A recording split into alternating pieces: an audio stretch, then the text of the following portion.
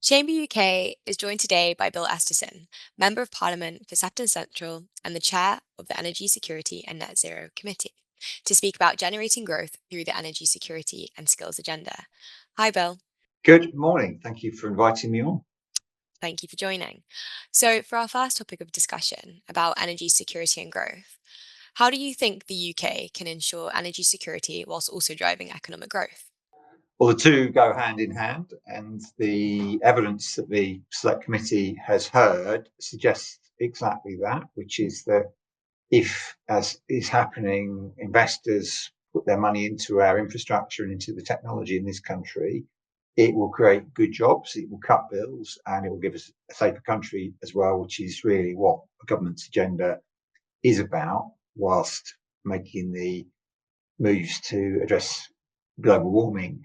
And the investment is coming. We saw a very, very significant contribution at the investment summit, £63 billion there. We've seen the UK as the second destination internationally, according to the PwC global CEOs consultation, and that's the first time that's happened for 28 years. And you can see it in the way that we have a pipeline that is bigger for solar projects and for wind projects than the government need to get to clean power by 2030. And so there is this real sense that we will get growth as a result of making the most of the opportunities that are available in decarbonising our economy. Great, thank you. And for just on the skills point for a net zero economy, how do you think the government can foster stronger partnerships between industry, academia, and policymakers to address skills shortages in the energy sector? Well, today we're in the middle of National Apprenticeships Week, which is a very good time to be asking this question. We clearly have a skills challenge right across the economy in the UK, and internationally that's true as well. And just to put it in context, in the installation of heat pumps, there are estimated to be somewhere around 5,000 registered installers, and the country needs 50,000. The same shortage is replicated right across clean energy, and we have to train people. So creating good quality apprenticeships, which is a partnership between government and colleges and industry, giving people the incentives and the opportunity to move, as the government has done with the clean energy passport, from oil and gas into renewables, is another avenue. And I think ensuring that our apprenticeship system works, our training system works, that we have university courses, college courses, we have opportunities in schools too. And I think there's a partnership between business and schools here too. These are all elements of a successful workforce strategy, which sits alongside the industrial strategy the government's consulting on at the moment.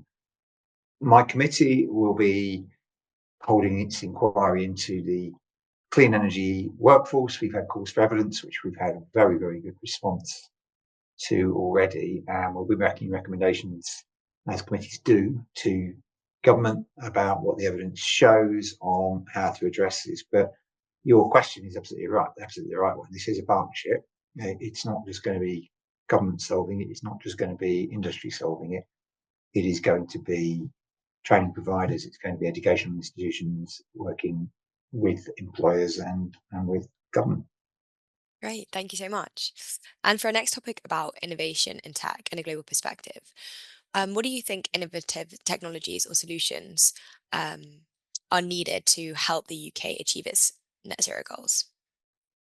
Innovation is key here, isn't it? And we're seeing enormous amounts of innovation in the technologies that are on display, different ways of generating electricity and of manufacturing hydrogen, which are two of the components for clean power and for clean heat. And this comes with investment and the capitalisation by the government of GB Energy on the one hand, and the national wealth fund on the other, some of that money will be there to de-risk and to give confidence to investors in the private sector to support development of technology, and some of it will be there to ensure we get the changes in infrastructure as well. But optimizing and maximizing the efficiency of the technology and of the infrastructure is key too. So what can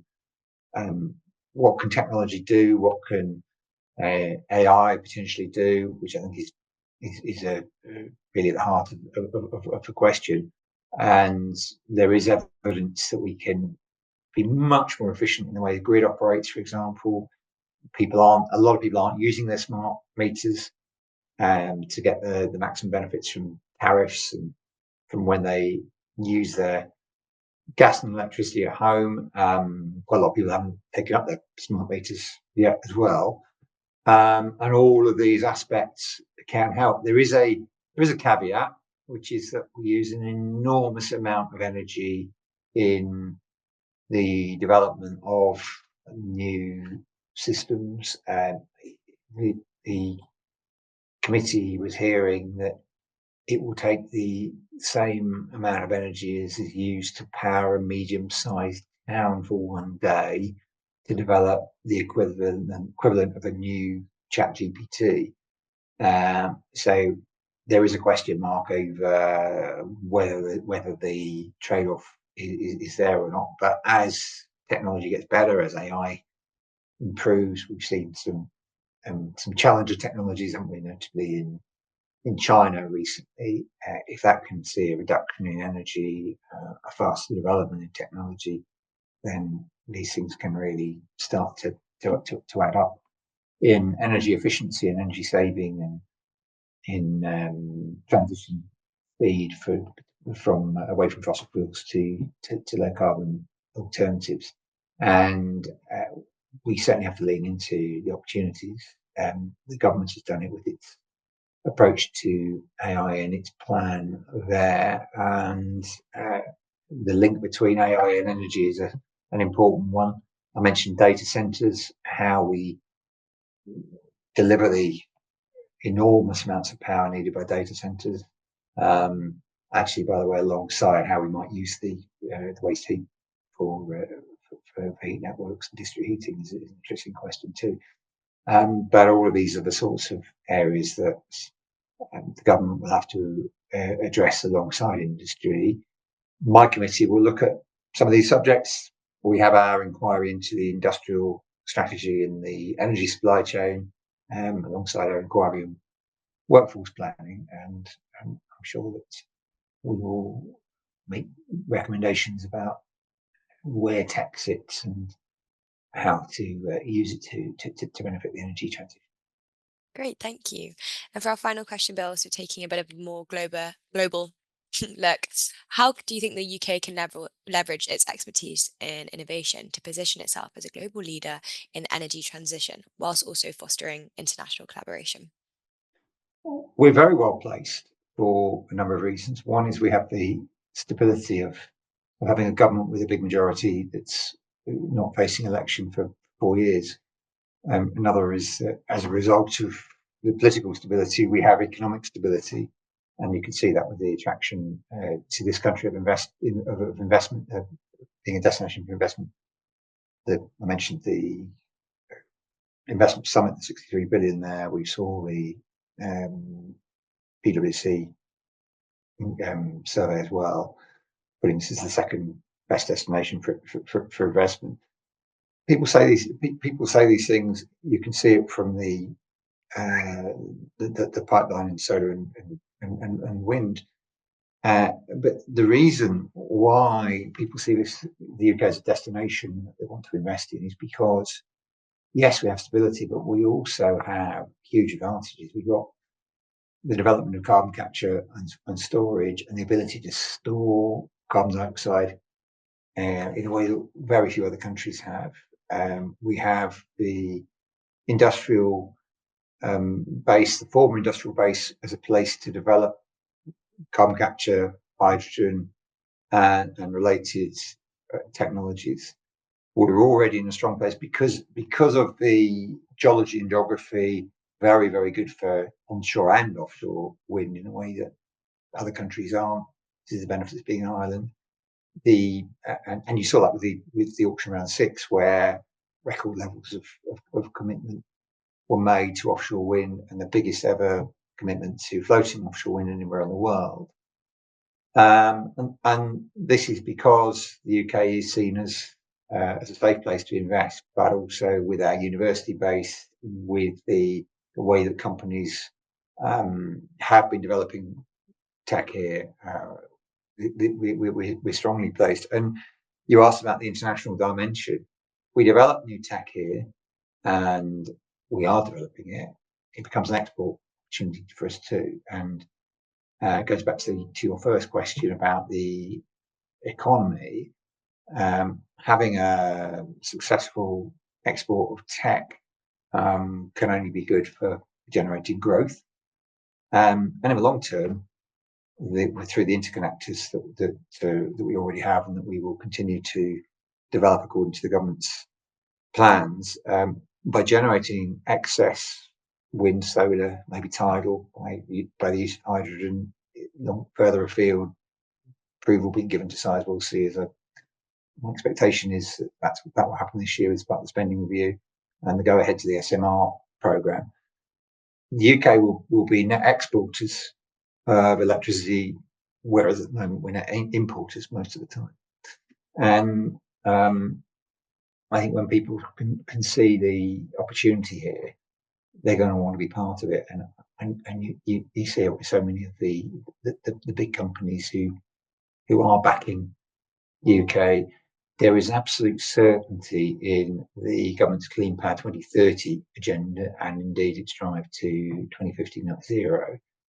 And it means that of all the potential places to go to support the development of clean energy, the UK is right at the top. And I think we will increasingly see confirmation over not just this year, but over the coming years, that we are very, very well placed to benefit and to deliver, as I've said before in this conversation, good jobs, lower bills, in a safer country. And in the end, that's the right outcome. And when I say lower bills, moving away from the reliance on the volatility, the uncertainty, and the high cost of gas, which is traded in the international market, which determines the price of energy that we all pay, is going to be fundamental. It's going to make a massive difference domestically to households and to businesses. And because of that agenda, because there are so many investors who want to be involved in clean power, we are fantastically well placed, and that's why I'm so optimistic. The work that my committee does identifies the evidence base to support that assertion and to back up what government is trying to do.